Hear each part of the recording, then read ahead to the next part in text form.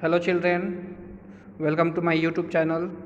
In this video, I am going to discuss about data validation in Excel.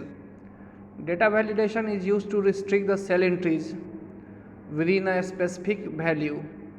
That means data validation जो होता है वो cell entries को एक specified value condition के अनुसार रिस्ट्रिक्ट करता है, यानी कि हम लोग जितना चाहेंगे उतना ही एंट्री कर सकते हैं, उससे ज़्यादा एंट्री नहीं कर सकते हैं।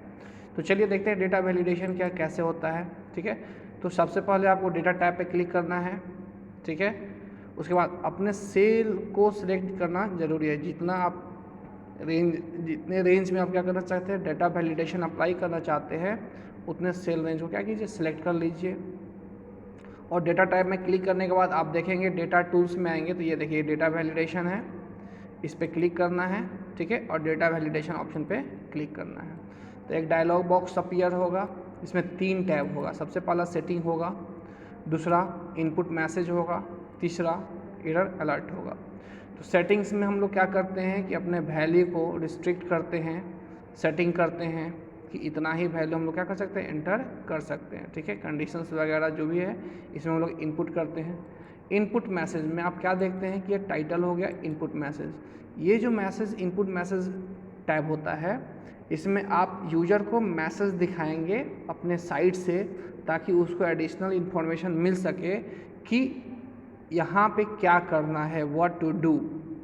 अगेन एरर अलर्ट, यहाँ से आप क्या कर सकते हैं, सेल इंट्रीज को रिस्ट्रिक्ट कर सकते हैं। कि जैसे कभी कभी क्या होता है कि मान लेते हैं आपने जितना वैलिडेट किया है उससे कोई एक्सीड कर रहा है, तो आप उसको रिस्ट्रिक्ट कर देंगे, यानी कि जब तक वो उस वैल्यू को उस रेंज के अनुसार, स्पेसिफाइड वैल्यू के अनुसार एंट्री नहीं करेगा, तब तक आप उसको क्या करेंगे, एंटर नहीं होने देंगे। तो इसमें 2-3 तरह का होता है, एक स्टॉप होता है, वार्निंग होता है और इन्फॉर्मेशन होता है। स्टॉप कीजिएगा तो वो टोटली स्टॉप हो जाएगा, यानी कि जब तक आप उसको उस वैलिडेशन के विदिन वैल्यू को इनपुट नहीं कीजिएगा तो वो नहीं एक्सेप्ट करेगा। वार्निंग का मतलब क्या होता है कि आप उसको क्या करते हैं, अलर्ट करते हैं, बस अगर वो कंटिन्यू करता है तो आप आगे प्रोसीड कर जाते हैं। इन्फॉर्मेशन में क्या होता है, जस्ट इन्फॉर्मेशन होता है, वो ज़्यादा कंपलसरी रिस्ट्रिक्शन नहीं होता है। तो चलिए देखते हैं हम लोग कैसे करते हैं। तो सबसे पहले सेल एंट्रीज में आते हैं, सेटिंग्स में आते हैं, और यहाँ पे देखिए बहुत सारा ऑप्शन है। तो हम लोग सबसे पहले होल नंबर पे क्लिक करेंगे। आप क्या चाहते हैं, तो जैसे मान लेते कभी एग्ज़ाम्स वगैरह होता है तो मैक्सिमम मार्क्स 100 होता है, तो हम लोग क्या लिखेंगे, लेस देन और इक्वल्स टू। तो कितना वैल्यू भाई, तो 100। चलिए हम लोग इतना कर देते हैं और एंटर प्रेस करते हैं। अब हम इतने जो जहाँ तक हमने सेलेक्ट किया है वहाँ तक में आप केवल 100 से कम ही मार्क्स एंटर कर सकते हैं। जैसे देखिए आप 25 एंटर कर दीजिए, ठीक है, 99 100 कर दीजिए, एंटर कीजिए, 100 एंटर कीजिए। लेकिन जैसे ही 101 कीजिएगा तो क्या होगा, मैसेज देगा, the value does not match the data validation restrictions define for this cell, retry, यानी कि आप रीट्राई कीजिए, दूसरा वैल्यू एंटर कीजिए। तो आप क्या कीजिए, 99.5 कर दीजिए। तो इस देखिए ये भी नहीं लेगा। ठीक है, बात में आ गया, क्योंकि हमने होल नंबर पे वर्क कर रहे हैं, अभी हम डेसिमल पे नहीं कर रहे हैं। ठीक है, जैसे आप 25.6 कर दीजिएगा तो भी नहीं लेगा, क्योंकि हमने डेटा वैलिडेशन के समय होल नंबर को सिलेक्ट किया था। इसलिए चलिए अब हम लोग आगे बढ़ते हैं। फिर से हम लोग को क्या करते हैं, इसको सेलेक्ट करते हैं और इसको डिलीट कर देते हैं। ठीक है, अब हम लोग एक नया रूल अप्लाई करेंगे। यहाँ पे होल नंबर नहीं लेके अब हम लोग क्या लेंगे, डेसिमल लेंगे। ठीक है, डेसिमल में क्या करेंगे, चलिए हम लोग यहाँ पे लेस देन, ठीक है, लेस देन 100 ले लेते हैं। तो यहाँ पे आप 25.5 एंटर कीजिए, 30 एंटर कीजिए। डेसिमल में आप होल नंबर भी एंटर कर सकते हैं और डेसिमल फ्रैक्शनल वैल्यू भी आप क्या कर सकते हैं, एंटर कर सकते हैं। ठीक है, अब मान लेते हैं आप 99 लेते हैं, सही है, 99.5 सही है, 99.8 सही है, लेकिन 100 गलत हो जाए। क्यों, क्योंकि आपने वहाँ पे कंडीशन क्या देखा, less than 100, that means here 100 से कम नहीं है, 100 के बराबर है, इसलिए यहाँ पे हमको क्या करना पड़ेगा, चेंज करना पड़ेगा। ठीक है, तो चलिए अब हम लोग अगली कंडीशन की ओर देखते हैं। ठीक है, अब हम लोग क्या देखेंगे, डेटा वैलिडेशन में जाएंगे। ठीक है, तो आपने क्या देखा, डेसिमल देखा, इस तरह से लिस्ट है, डेट है।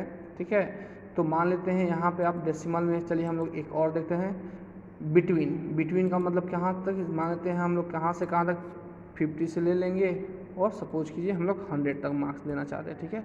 तो यहाँ पे आप 50 डालिएगा, एक्सेप्टेड है, 51 डालिएगा, एक्सेप्टेड है, 91 डालिएगा, एक्सेप्टेड है, 100 डालिएगा, एक्सेप्टेड है, लेकिन 45 एक्सेप्टेड नहीं है, ठीक है। बस में आ गया 101 एक्सेप्टेड नहीं है, क्योंकि ये हमारे सेल एंट्री से क्या करता है, मैच नहीं करता है, ठीक है। इसको हटाना पड़ेगा, ठीक है। चलिए अब आगे बढ़ते हैं हम लोग, ठीक है। अब हम लोग फिर से डेटा वैलिडेशन में जाते हैं। अब हम लोग क्या करते हैं, चलिए यहाँ पे डेट डालते हैं, ठीक है। तो डेट, ठीक है। बिटवीन में हम लोग क्या डाल देंगे, बिटवीन या लेस देन, क्या करें अब हम लोग, देखिए डेट बिटवीन, चलिए बस में यहाँ पे 1, 10, 20, ठीक है, से लेकर मानते हैं हम एक महीने का डेट देते हैं 31, 10, 20, ठीक है।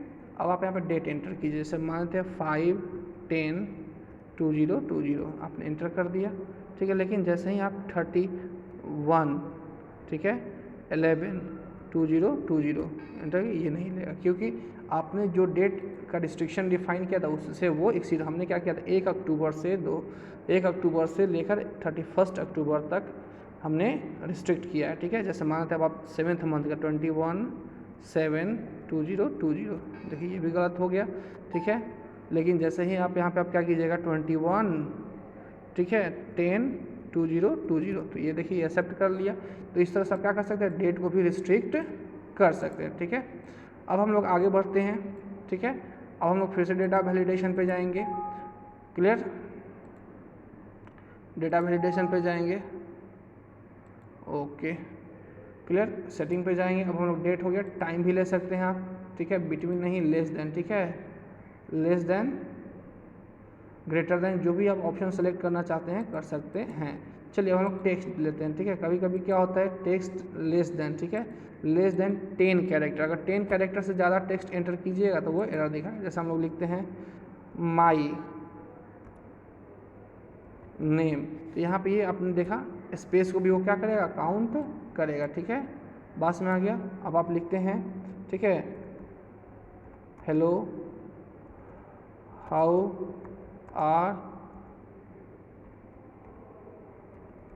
यू, आप क्या देखेंगे एंटर, क्योंकि ये 10 कैरेक्टर से क्या हो गया, ज़्यादा हो गया। इस तरह से आप क्या कर सकते हैं यहाँ पे। अब आप यहाँ पे आके क्या कीजिए, क्लियर वैलिडेशन सर्किट, ठीक है, तो यहाँ से सारा क्लियर हो जाएगा।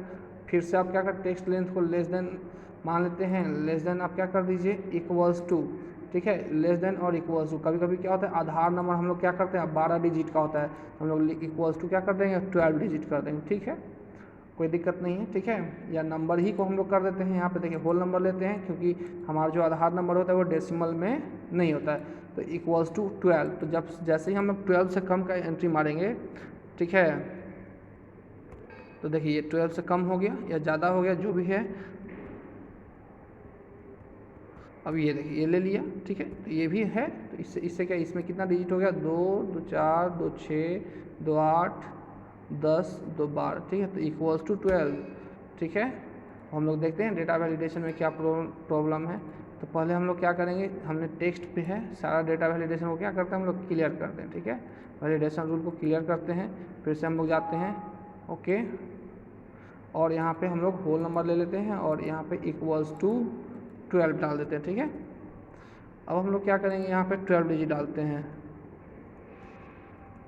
देखिए ये नहीं लिया, ठीक है, तो इसमें प्रॉब्लम हो रही है, ठीक है। चलिए हम लोग इधर देखते हैं, ठीक है, यहाँ पे हम लोग ले लेते हैं, ठीक है। तो ये तो हम लोग कहीं भी ले सकते हैं, whole number equals to, oh sorry equals to नहीं, सॉरी लेस देन और इक्वल्स टू 12, ठीक है, यानी 12 डिजिट से क्या होना चाहिए वो ज़्यादा, वो तो वैल्यू हो जाएगा। हम लोग इसको क्या करेंगे टेक्स्ट में ले लेते हैं, ठीक है, टेक्स्ट में भी हम लोग क्या करेंगे ले लेते हैं टेक्स्ट लेंथ, ठीक है, यहाँ पे 12 कर देते हैं, ठीक है। तो अब हम लोग इसमें डालते हैं, देखिए यहाँ पे 1 2, देखिए तो यहाँ पे इसने क्या किया, यहाँ पे देख लीजिए आप लोग, ठीक है, ये 12 डिजिट का एक्सेप्ट कर लिया। इस तरह से आप लोग क्या कर सकते हैं, टेक्स्ट को भी फॉर्मेट कर सकते हैं। चलिए अब हम लोग आते हैं नेक्स्ट की ओर, ठीक है, कस्टम में भी आप लोग जाकर जो भी है अपना डाल सकते हैं, ठीक है, क्लियर।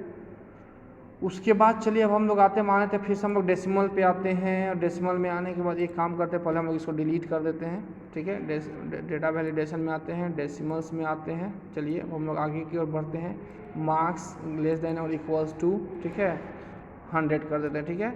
अब दूसरा में हम लोग क्या करेंगे, इनपुट मैसेज देंगे, टाइटल, ठीक है,